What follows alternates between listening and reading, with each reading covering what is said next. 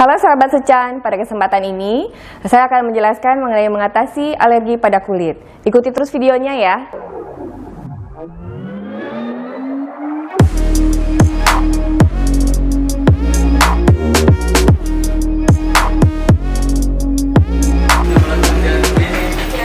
yang bisa bantu? Saya mau konsultasi dengan dokter. Oh iya, sebelumnya udah daftar atau belum? Sudah. Cek dulu ya. 36,5. Ya. Cek dulu ya.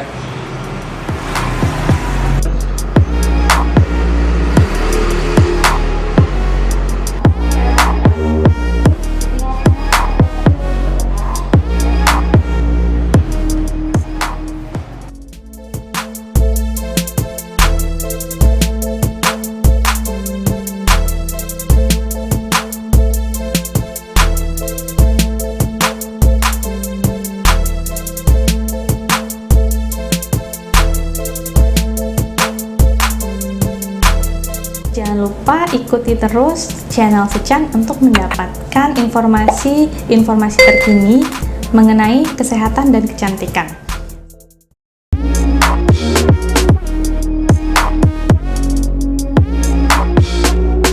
Kembali lagi bersama saya, Dr. Dina Udayani Swadesi, dokter spesialis kulit dan kelamin dari Alifah Klinik, yang akan menjelaskan tentang mengatasi alergi pada kulit.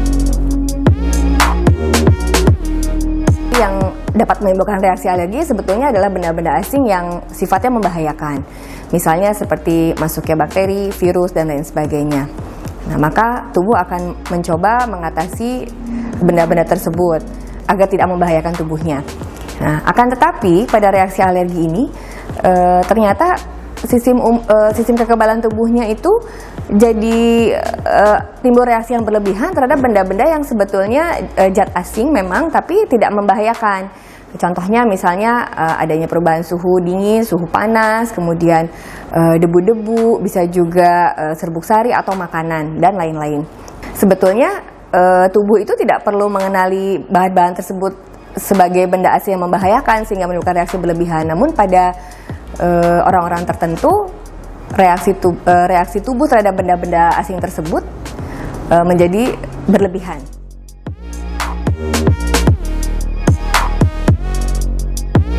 Jadi reaksi alergi itu terjadi pada saat benda-benda asing itu masuk ke dalam tubuh, maka reaksi tubuh akan bereaksi terhadap benda asing tersebut.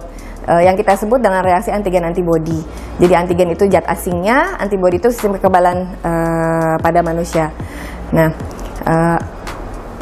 antibodi tersebut, sistem kekebalan tubuh manusia tersebut akan berusaha menghilangkan benda asing, zat asing tersebut gitu. Pada saat reaksi itu terjadi akan terjadi pelepasan beberapa sel-sel radang.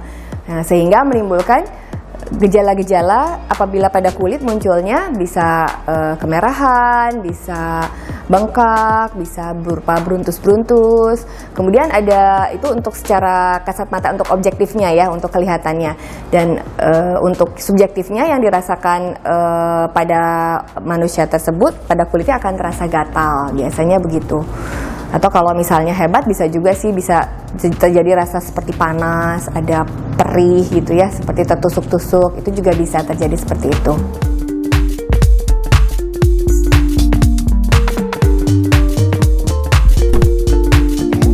Jadi reaksi alergi kulit tersebut bisa terjadi tergantung bahan penyebab tentunya ya. Jadi kalau misalnya penyebabnya kita ambil contoh makanan. Karena makanan jadi dia sifatnya sistemik seperti obat juga sama seperti makanan. Jadi reaksi alergi yang ditimbulkannya bisa menyeluruh, bisa seluruh badan. Jadi dari untuk alergi obat contohnya untuk kasus yang berat seperti pada Stevens-Johnson syndrome itu bisa mengenai mata ya, bisa mengenai bibir, kemudian telapak tangan, telapak kaki dan seluruh kulit di seluruh badannya. Bahkan sampai akan ada dirasakan lecet-lecet yang ditimbulkan di daerah lubang saluran kencing dan buang air besar sehingga terasa menjadi perih pada bagian-bagian tersebut. Kemudian ya bentuknya bisa macam-macam, yang timbul bisa seperti bercak-bercak merahan, beruntus-beruntus kecil-kecil merah gitu seperti pada demam berdarah yang kita sebut peteki. Kemudian bisa berupa gelembung-gelembung, lepuh-lepuh, lecet, mungkin ada erosi, ekskoriasi ya, kita sebut ekskoriasi, jadi lecet tapi sampai kita temukan ada bintik-bintik perdarahan di situ. Kalau misalnya alerginya alergi makanan ya bisa hanya ruam-ruam saja, biasanya ruam-ruam ringan, bisa sama di seluruh bagian kulit tubuh manapun. Ada juga reaksi alergi yang misalnya yang sekarang banyak mungkin disebabkan oleh beberapa penggunaan krim-krim kosmetik yang ternyata tidak cocok, jadi memang dioleskannya di wajah maka timbul reaksi alerginya. Ya biasanya hanya lokal saja sekitar wajah di bagian mana yang dioleskan oleh krim-krim tersebut gitu. Atau kalau misalnya dia reaksi alerginya timbul karena pekerjaan yang dia menggunakan tangannya, dia berkontak dengan bahan alergen tersebut, ya maka reaksi alergi yang terjadi pada telapak tangannya. Begitu. Atau mungkin kalau misalnya yang dihirup beda lagi ya, kalau yang dihirup nanti berupa reaksi alerginya bukan bisa pada kulit tapi bisa juga pada pernafasan. Mungkin ya kalau kita ambil contoh untuk berbagai macam reaksi alergi yang ditimbulkan banyak sekali ya sebetulnya. Mungkin itu hanya sebagian contohnya saja. Kemudian kalau untuk usianya ya, kalau untuk usia, untuk reaksi alergi bisa terjadi dari masih bayi begitu dilahirkan sampai tua gitu. Jadi cuman hanya tergantung fasenya saja gitu. Jadi ada beberapa fase, kadang memang alerginya muncul pada saat masih kecil, kemudian hilang pada saat anak-anak, ada yang munculnya pada saat anak-anak, hilang remaja, ada yang pada saat masih kecil dia tidak tampak, tidak muncul reaksi alergi, kemudian pada saat dia dewasa mulai muncul reaksi alerginya, bisa begitu. Jadi itu tergantung masing-masing orang, berbeda karena ada hubungannya dengan genetik ya kalau untuk reaksi alergi.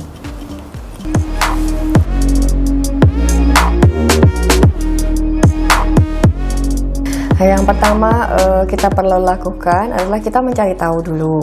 Jadi penyebab gatal ini apa? Penyebab ruam ini apa ya gitu ya? Apakah makanan? Apakah misalnya kita habis berkontak dengan bahan-bahan tertentu gitu ya? Kita harus betul-betul mencari tahu gitu apa penyebabnya gitu.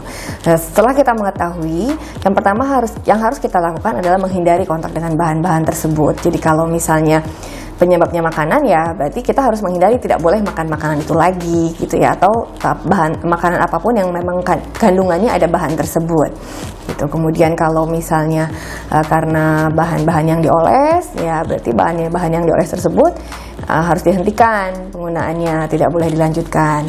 Nah, kemudian untuk mengatasi reaksi alergi yang sudah terjadi, yang perlu kita lakukan kalau misalnya ada obat-obat anti radang di rumah atau antihistamin, ya bisa kita konsumsi obat tersebut untuk pertolongan pertamanya. Nah, apabila dengan mengkonsumsi obat-obatan tersebut ternyata masih tidak bisa teratasi reaksi alergi yang terjadi, ya baiknya berkonsultasi ke dokter spesialis kulit.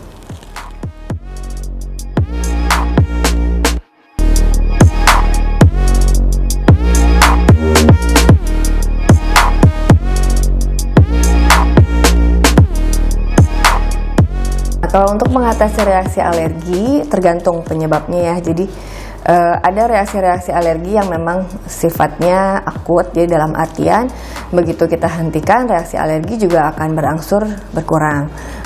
Tapi ada beberapa reaksi alergi yang sifatnya memang kronik, jadi memanjang ya. Jadi misalnya seperti untuk yang akut, biasanya ya kalau misalnya kita lagi makanan itu kita hentikan ya sudah, biasanya nanti akan berangsur reda.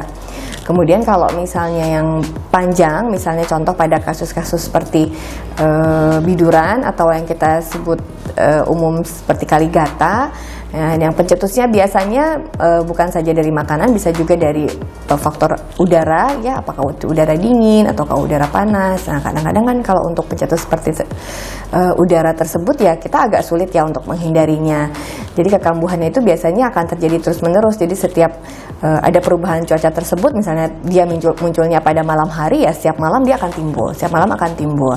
Nah, mau tidak mau yang kita lakukan ya tetap kita mengkonsumsi obat-obatan anti radang tersebut selama fase alergi itu masih berjalan gitu ya. Ya, untuk mengkonsumsinya ya bisa jangka panjang karena pada saat kekambuhan untuk reaksi alergi yang kronik ini tidak bisa diprediksi apakah berlangsung, kadang ada yang 2 minggu, 3 minggu, bahkan ada yang bulanan, mungkin tahunan pun bisa terjadi reaksi alergi tersebut gitu. Demikian penjelasan singkat mengenai mengatasi alergi pada kulit. Semoga bermanfaat. Ikuti terus channel YouTube Secan Indonesia untuk mengetahui informasi terbaru mengenai kesehatan dan kecantikan. Saya Dr. Dina, spesialis kulit dan kelamin dari Alifah Klinik, mengucapkan terima kasih dan sampai jumpa.